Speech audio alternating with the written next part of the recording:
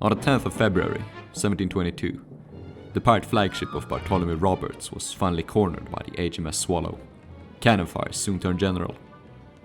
After the smoke of the initial broadside had cleared, one of the pirates finds his captain slouched against the cannon. "Coward," says the pirate, "for that is no posterior for a commander." But when he pulls his captain over, he finds blood pouring from a wound in the neck. Bartholomew Roberts, the Great Pyrate, is dead. 2 hours later, the pirate struck amain, and some would say that the age of piracy had come to an end. This great battle occurred exactly 300 years ago, and to celebrate this monumental anniversary, we'll be learning about the explosive and adventurous career of the Great Pirate, Bartholomew Roberts. Our tale begins 3 years prior, on the island of Principe. Captain Howell Davis was dead. On his way to capture the governor, he had been ambushed and shot to death. Aboard his flagship, the Royal Rover, the pirates were looking to elect a new captain. The crew was divided into 2 parties. The majority were called the Commons, whilst the captain's close lieutenants were called the House of Lords. One of the lords, named Dennis McCarthy, held a fiery speech in which he nominated the best navigator amongst them, John Roberts. Strangely enough, Roberts had not been in the pirate crew for very long. He was tall, handsome, and had dark features, eyes and hair. Howell had taken a liking to him since they were both from the Welsh village of Pembrokeshire. Both had been raised as strict Calvinists and still conversed in their ancient, incomprehensible tongue. As we know that John had been born on the 17th of May, 1682, we don't know anything about his upbringing or early life. Presumably, he went to sea at an early age. By the time Howell captured him, Roberts was a 3rd mate aboard a 140-ton slave ship called the Princess. One account claimed he was a carpenter. We do know that he was a skilled navigator, and there is speculation that he had been a navyman. His ship's articles would resemble the rules aboard a warship. He distanced himself from his crew and operated as a dictator, much like a navy captain. He also had some knowledge of sea fighting. These could have been inherited from his fellow pirates, however, such as Walter Kennedy, who we know for a fact were former navymen. Though Roberts was initially reluctant at joining the pirates, he soon grew to love the lifestyle. According to legend, he soon realized what misery he had endured in legal service, and admitted that his motto would be a merry life and a short one, that is, a life of hedonism and debauchery. McCarthy's speech roused the crew into applause, and Roberts was unanimously elected as captain. Another nominee, Simpson, begrudgingly accepted the election, saying that he did not care who they chose captain, as long as it was not a papist. According to legend, Roberts himself held a speech. "Since I've dipped my hands in muddy water and must be a pirate, it is better to be a commander than a common man." As a lowborn, he had no chance of becoming a captain the legal way. He was more along the lines of Julius Caesar, who had said he'd rather be a chieftain of a small village in Gaul than a common man in Rome. But whilst Caesar became first citizen, Roberts became a king of degenerate desperados. Roberts' first act was to avenge Howell's death. The Royal Rover opened suppressive fire on the Portuguese fort, whilst the landing party seized the walls. Since the town was more heavily defended, Roberts chose a long-distance bombardment. After leveling a few houses and burning 2 ships, Roberts departed, having earned at least some satisfaction. Though he was born John and was called thus in a few documents, Roberts referred to himself as Bartholomew. On the 27th of September, 1720, he wrote a letter under that name. It is unknown why he took that alias. I guess Bartholomew is more distinct than John, and Roberts was a narcissist if anything. However, the nickname Black Bart is entirely posthumous. He was never called that during his lifetime. After capturing several ships in Africa, Roberts' crew voted next their return to the West Indies. When they reached Brazil, the pirates were astonished to find a Portuguese fleet of 42 ships anchored at Baía de Todos de Santos. A short distance off were 2 72-gun warships, ready to escort the fleet back to Lisbon. The prudent action was to run the hell away. Roberts had other plans in mind. He sailed the Royal Rover right into the Portuguese fleet. They thought he was a traitor since he appeared harmless and had hid most of his crew below deck. When he came along a merchant, his crew sprung out of nowhere, terrifying the enemy into submission. Since this point onwards, Roberts would primarily utilize shock and scare tactics to subdue his enemy. This wasn't exactly new, however. Most of his tactics had been learned from Howell Davis. Roberts greeted the Portuguese captain in a friendly manner and told him they were gentlemen of fortune, that only wished to learn which ship was the richest in the fleet. The richest ship was the Sagrada Familia, a ship of 40 guns and 150 men, more than a match for the Royal Rover. Roberts came along the Vice Admiral, who asked him where he was bound, to which he responded, On board a U. All hell broke loose. After a furious broadside, the pirates led by Walter Kennedy did indeed go aboard Sagrada and claimed victory with only 2 casualties. Meanwhile, the other merchants were calling for aid from the warships. It was time to slip their cables. But barely a musket shot off the warship's bow, the rover and stolen Sagrada managed to slip past. Somehow the Portuguese didn't open fire. Roberts had escaped, unscathed. Aboard the Sagrada, they discovered 40,000 moidores, jewels, sugar, tobacco and hides, and a beautiful cross set with diamonds which had been designed from no figure less than the King of Portugal. On formal occasions, Roberts himself would wear that royal cross around his neck, along with a feathered hat, a crimson damask waistcoat, a silk sling, in which he kept 4 pistols. They anchored at Devil's Island, an impoverished Spanish colony, where they bribed the governor, split their loot, and spent it on gambling, rum and women. Roberts himself is often depicted as a teetotaler, and we know that he enjoyed a daily cup of tea. There's no evidence that he didn't drink alcohol, however. We know for sure that he drank small beer, and he was likely as debaucherous as the rest of his comrades. After all, his motto was, "A merry life and a short one." As we'll come to learn, Roberts was very good at holding a grudge. He hated Irishmen, Barbadians, Martinicans and soldiers. In this chapter, we'll learn why he hated the Irish. At Suriname River, Roberts had captured a sloop from Rhode Island, and planned next to capture its brigantine consort. When the brigantine was spotted, Roberts went aboard in a sloop and sailed off in pursuit, leaving behind the Sagrada and the Royal Rover in the hands of his Irish quartermaster, Walter Kennedy. Kennedy was bold and daring, but likewise arrogant. He had sailed with Howell Davis since the two had turned pirate together, and likely felt betrayed when Roberts was elected captain over him. Now he saw his opportunity. After Roberts captured the brigantine, he realized that the sloops had no provisions aboard. The flagship was out of sight, and the men were growing mad with thirst. In desperation, he built a raft to go and fetch water from the mainland. A few days later, they discovered that Kennedy had abandoned him with the ships and all that precious plunder, including the 40,000 moidores. Roberts realized that he had to rule his crew with an iron fist to keep them under control.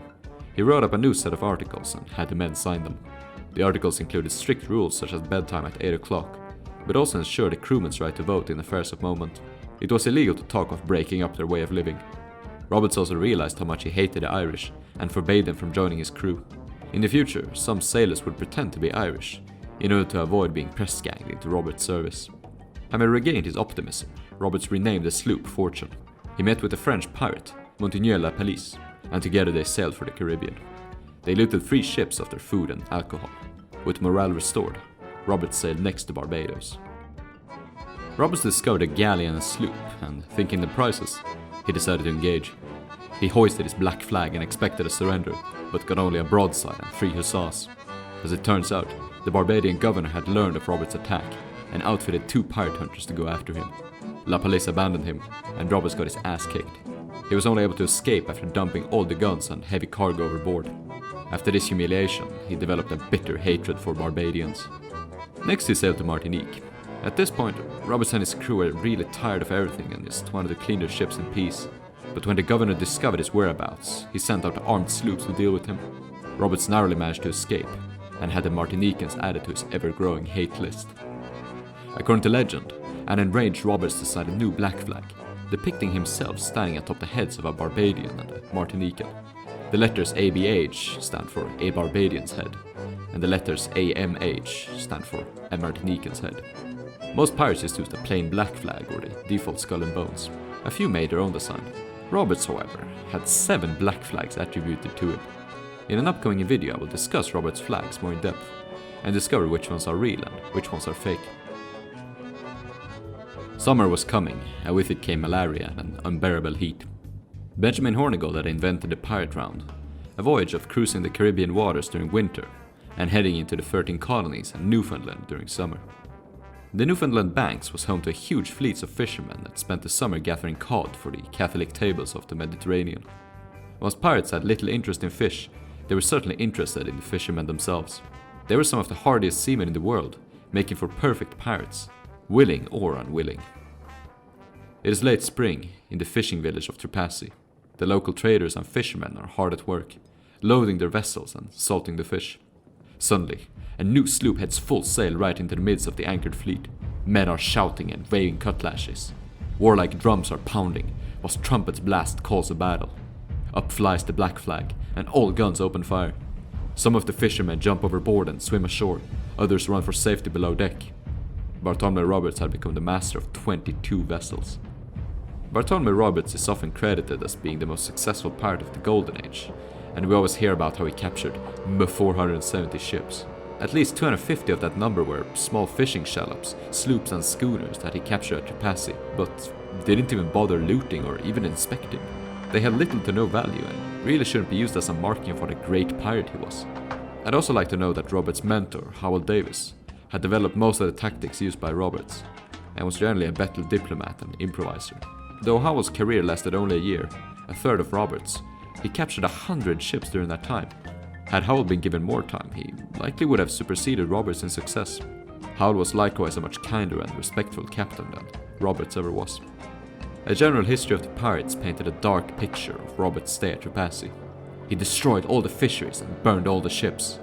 They are like madmen, wrote Charles Johnson, that cast firebrands, arrows and death, and say, "Are we not in sport?" The unknown author was likely being hyperbolic. A local fisherman named Moses Renos wrote that Roberts burned only a single ship. He paid local carpenters for their work, and instead of stealing, he bought supplies and cannons. For stolen money, of course. But the poor fisherman would have been very glad to accept the money, wherever it came from. Considering Roberts' shitty situation, he needed all the friends he could get. The finest vessel in the fleet was the Bristol Galley, carrying 18 guns and oars that could propel her during weak winds. Roberts made her his flagship and had her rechristened the Royal Fortune. However, in the next month, he captured a better ship and decided to make her his flagship instead. Can you guess what he named her? The Royal Fortune! But don't worry, if you're not confused by now, he's going to do this 2 more times. With his new and powerful flagship, Roberts was able to wreak havoc across Nova Scotia. As summer came to a close, it was time to head back to the warm climes of the West Indies, and to avenge the humiliations done by his old enemies. Bartholomew Roberts is often recognized today as a pirate who stood up for the common sailor, abused by his cruel merchant captain. Indeed, captains that had been cruel to their crew would often be abused by Roberts' pirates, whereas more gentle captains were often entertained by Roberts in his cabin. However, this use of violence seems mostly to have been arbitrary and dependent on the captain's cooperation. Roberts was also a huge asshole. He used violence and intimidation to force poor fishermen into joining him. When he was finally captured, half of his crew were deemed innocent and acquitted. He executed 2 deserters, likely men that had been forced into service. Neither did he respect women, as his possibly fictional code of conduct might indicate. There is at least one instance of his crew raping female passengers. Roberts was planning a trip to St. Christopher, where he wanted to fence his stolen goods to a smuggler named Dunn. Whilst careening on Martinique, Roberts learned the fate of his first flagship, the Royal Rover, which Kennedy had stolen away in Brazil. Though Kennedy had escaped to Britain, the rover had been captured at Basseterre on St. Christopher and been burnt. Her pirate crew had all been executed by Governor Matthew. All in all, Roberts had 2 reasons to go to Basseterre, the capital of St. Christopher. However, Dunn the smuggler was imprisoned and revealed Roberts' plans. The governor didn't take it very seriously and didn't bother with preparations. The guns in the harbour fort were neglected and lacked ammunition. At the end of September, the Royal Fortune and Fortune entered Basseterre with the usual pomp. Music blaring, guns blazing, black flags flying. As usual, the anchored ship struck a mail. The fort was unable to act. Though Roberts wanted to attack the town itself, a foul wind prevented him from going further. After plundering some of the anchored ships, he left the harbour for the night. Several men went ashore to steal sheep, whilst Roberts wrote this letter to the governor. Here's a simplified version of Roberts' letter to the governor. Had you acted civilly and drank a glass of wine with us, we would not have harmed any of the ships in your harbour. Further, we weren't scared by your guns, but rather retreated since the wind went against us.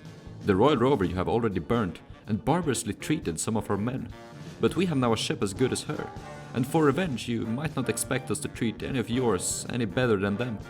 So I pray you treat your prisoners as honest men.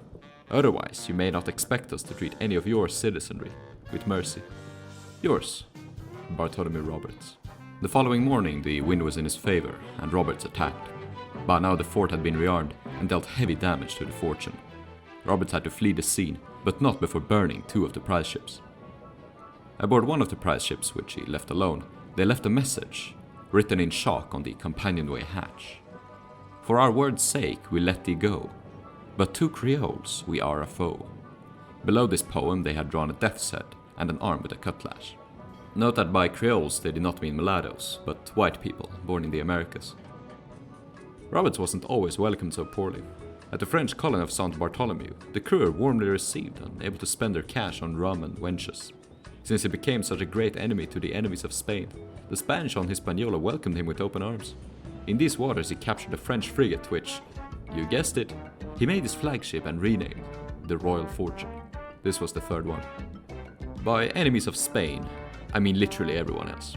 He was capturing ships at an alarming rate, and frantic letters referred to him as the Great Pyrate Roberts. Colonies as far as the Carolinas feared him. Barbadians and Martinicans were murdered or tortured. Some whipped, others had their ears cut off, and others were used for target practice.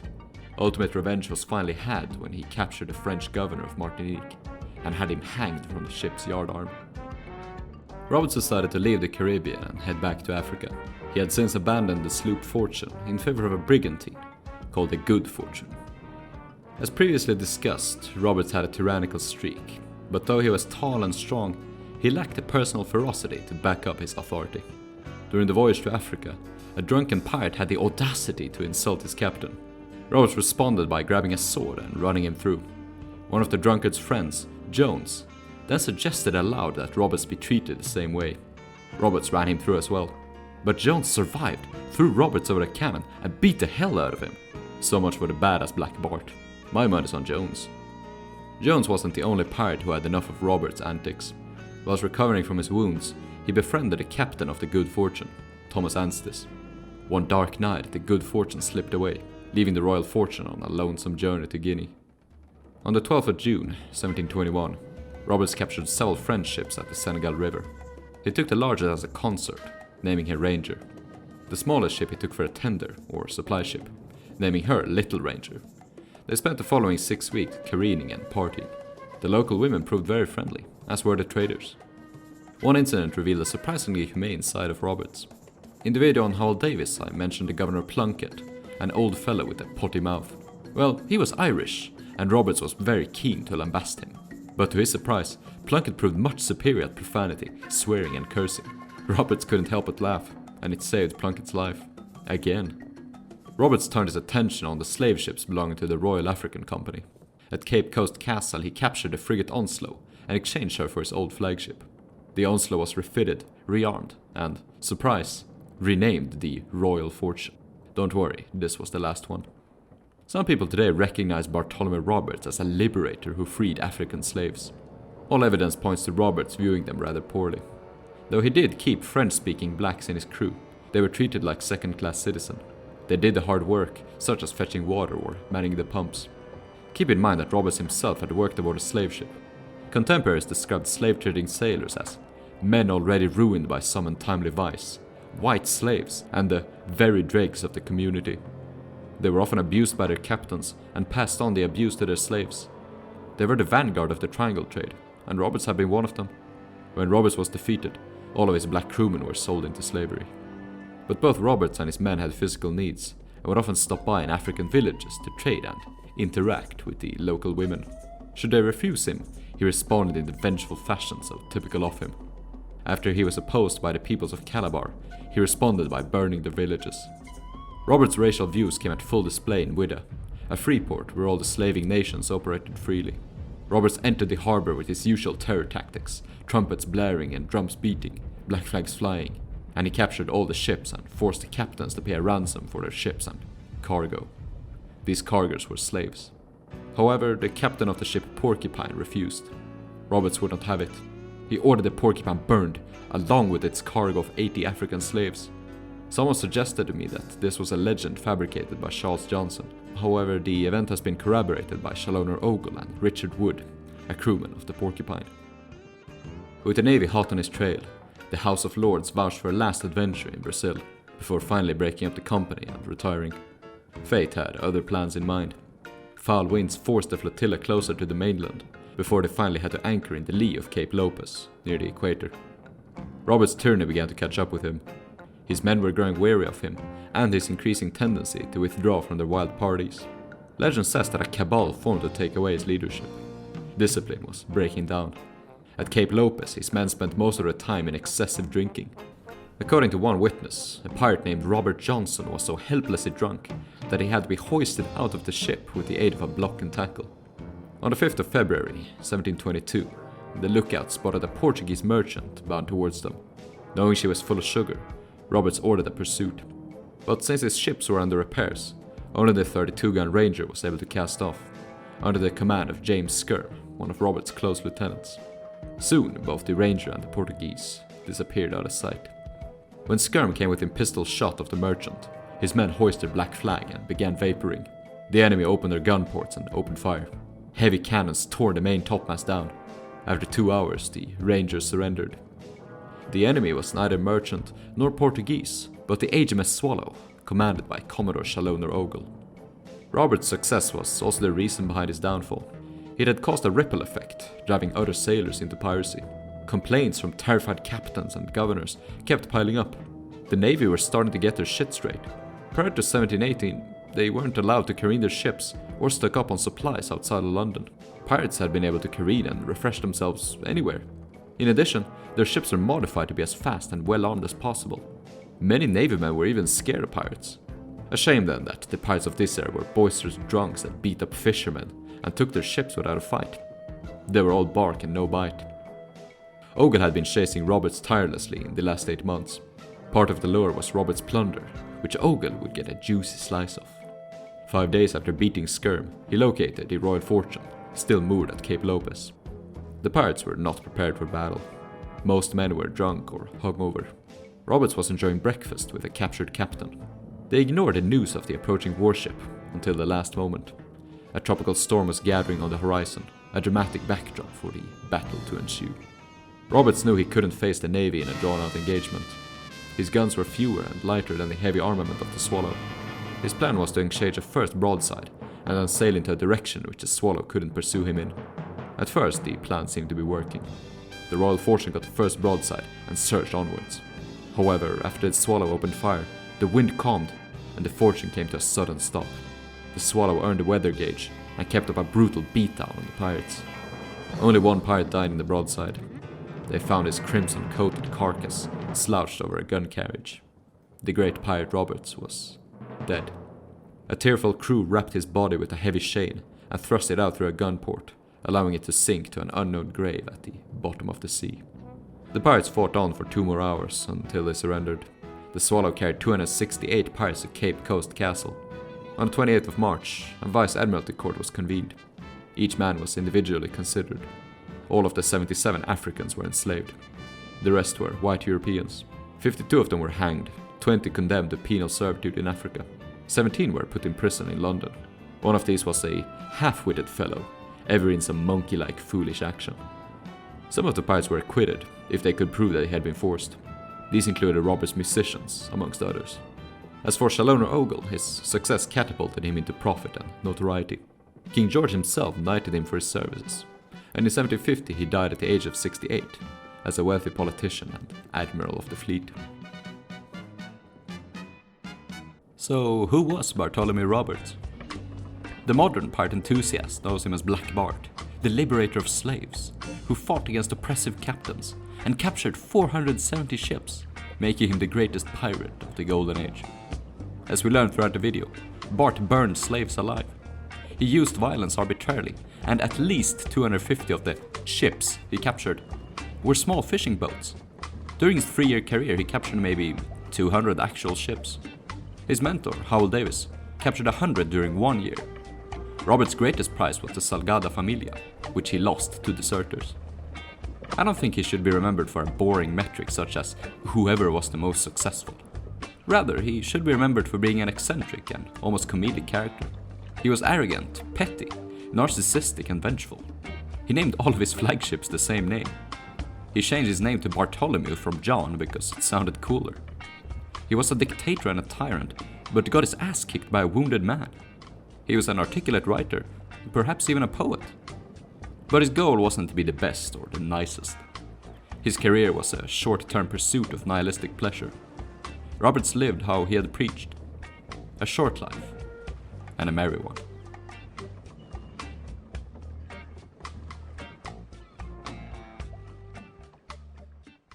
Huge thanks to my generous supporters over on Patreon. Cole Freer, Max Dweck, Peter Tisson, Captain Dean York, RadRed88, Michael Jans, Rachel, and Blunderbomb. If you want to support me monetarily, please check out the links to PayPal and Patreon in the description below. Otherwise, please give the video a like and a comment to help the algorithm spread it to more potential viewers. And why don't you share the video with a friend who's into history? Cheers!